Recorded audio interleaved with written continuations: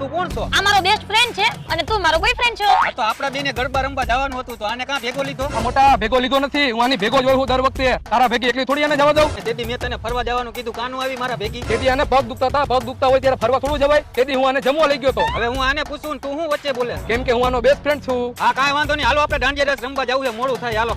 એટલે આપણે દાંડિયા રસ રમવા જઈએ, આભળવા નહીં. તારા બોયફ્રેન્ડ જો ને વાઈટ જબો પહેર્યો હોય. શું બોલ્યો શું બોલ્યો? કાંઈ નહીં, આપણે મોડું થાય હાલો.